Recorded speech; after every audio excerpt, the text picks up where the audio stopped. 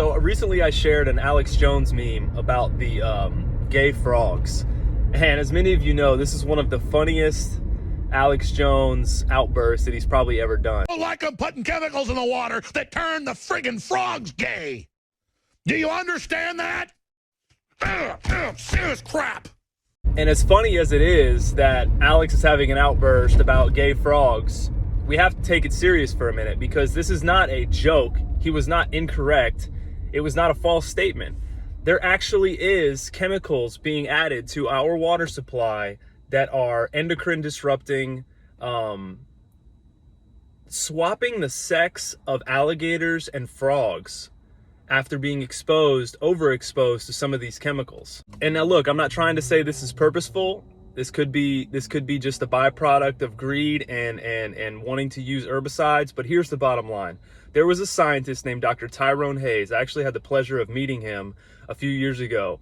He was studying Syngenta, which is one of the major chemical companies like Monsanto and Bayer, studying their herbicide and seeing if it was safe.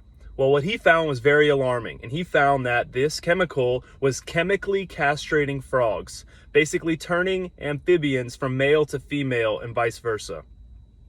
We even had evidence of hermaphrodite alligators developing in Lake Apopka here locally.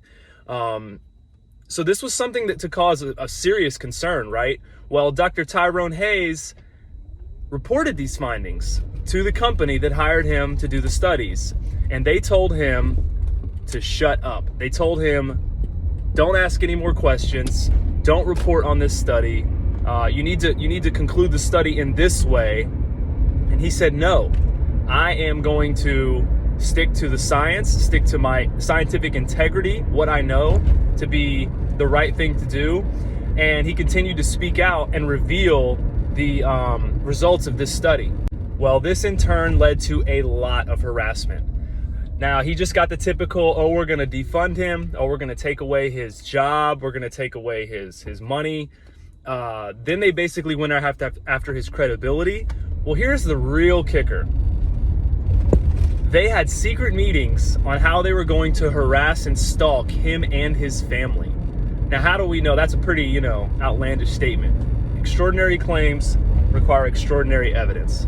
Well, thanks to Syngenta and the brilliant people that work at that company that were harassing Dr. Tyrone Hayes, they had secret emails where they were discussing how to silence him and how to harass and follow his family members around, his wife. These emails were accidentally sent to Dr. Tyrone Hayes. So when Dr. Tyrone Hayes came to Orlando to give his speaking tour or his talk at a pesticide conference, he showed us the emails of Syngenta basically plotting to silence him. Now, kudos to this guy for standing up and speaking out, and even after finding out about the harassment, continues to speak out. And he's also a hilarious person. Like, he gets up there and tells the story with not as in this doom and gloom and this scary paranoid story about a biotech company harassing you, but he does it like a comedian. And it was just a great talk. It was very insightful, very factual on the science regarding the frog situation. And it just really goes to show you that if you speak truth and report real science that goes against the narrative of these companies, they will try to destroy you in more ways than one. So I think the takeaway here is, how often does this happen? That's what we have to ask ourselves. I mean, how many times has this happened with Monsanto, with Pfizer, with any of these other chemical or pharmaceutical companies that have had studies done on their product and then suppressed the studies that were negative? I'm going to say it's happened a lot, because I've seen it actually more than one. We had damning studies on the bee population and what the pesticides were doing, and the regulators knew, and they covered it up. They knew about the dangers, and they cover it up. They know about the genetically modified foods and the genetically modified mosquito risks, and they cover it up. People look at it as like, oh, there must be some grand conspiracy to No, it's really not. It's really just powerful people at this company send threatening emails to the scientists and say, shut up, or else. Call that a conspiracy, call it what you want, but it happens on a regular basis. So in conclusion, please share these memes that I'm about to post in the next slides because they're informative on Dr. Hayes' work, his harassment, and just this story in general. And I think we should all ponder the uncomfortable question as if these chemicals have the ability to change the sex of frogs and alligators, could they possibly be doing that to humans? That is the question we need to be asking ourselves right now. So share these memes. Let's get this information out there. Encourage people to avoid these toxic products that are being sprayed on our food. So buy organic as much as you can. Grow your food if you can. And remember to enjoy some parts of life that include Alex Jones having an outburst on gay frogs.